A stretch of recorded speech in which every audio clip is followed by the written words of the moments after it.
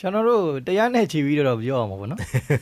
ဓမ္မစက္ကပဝတ္တနာတုတ်လို့ခေါ်တဲ့ဓမ္မစကြာတုတ်မှာအပိယေဟိတာမယောဂဒုက္ခပိယေဝိပယောဂဒုက္ခယံပိဇာနလပတိတံပိဒုက္ခ ရှာလုံးဝတကယ်တရားသမားဗျာလုံးဝ အပိယေဟိမချစ်မနစ်သက်တော်သူနဲ့နော်အပိယေဟိတာမယောဂဒုက္ခပေါင်းပေါ်ရှင်တွဲရတာလဲဆင်းရဲခြင်းပဲချစ်နှစ်သက်တဲ့သူနဲ့ကိုယ်ကွင်းရတာလဲဆင်းရဲခြင်းပဲအဲ့တော့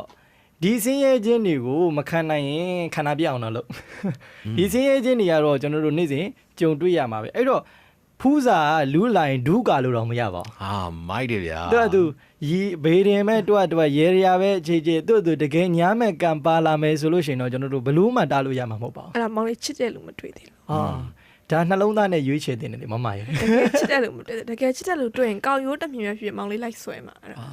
အဲ့လိုရှိတယ်မမသူ့အတွေ့အကြုံနဲ့ရှင်းပြီးပြောဖြစ်လိမ့်မယ်မောင်လေးတွေ့ကြုံနဲ့ရှင်းပြီးတော့ပြောတာဟုတ်ပြီဒါတော့1500ကိလေသာတွေကိုမပယ်တတ်နိုင်တဲ့ပုထုဇဉ်လူသားတွေမှန်သွေးတော့ဒီလိုပဲလုပ်နေမှာပဲပေါ့ခုနမမပြောတဲ့မေတ္တာဓာတ်ဆိုတာတော့အင်မတန်ကောင်းတယ်ဒါပေမဲ့မေတ္တာဓာတ်ဆိုတဲ့နေရာမှာကျွန်တော်တို့ကကြီးစားတယောက်တည်းပဲမေတ္တာပို့မှာလားတတ်တော်တွေအကုန်လုံးမေတ္တာပို့မှာပေါ့ဒါပေမဲ့ဘယ်လိုပြောရမလဲအထူးသဖြင့်ကိုဟိုမေတ္တာပို့တာမျိုးကိုပို့ပြီးတော့ပို့ပေးရမှာမောင်လေးဆိုရင်တော့ညီမလေးမေတ္တာပို့တာမျိုးပေါ့ဒါမျိုးပေါ့ညီမလေးတွေကိုမေတ္တာမပို့ပါဘူးညီမလေးဘသူနဲ့တကွာစကြဝဠာတိုက်တွင်းနေထိုင်ကြတော့30ပုံကျင်လည်ကြကုန်တော့တရဝါများအားလုံးဒါမျိုးပေါ့မောင်လေးအဲ့ဒါကြီးကြတော့မမရဲ့သူ့ကိုတစ်ဖက်သက်ကြီးဆွဲနေတယ်လို့ဖြစ်မှာပေါ့သူလဲသူလွတ်လပ်ရာသူသွားပါစေကိုလဲကိုလွတ်လပ်ရာကိုသွားပါစေတကယ်လို့အချစ်ကပိုင်ဆိုင်ုံနဲ့မပြီးဘူးငေးကြည့်နေုံနဲ့မပြီးဘူးမောင်လေး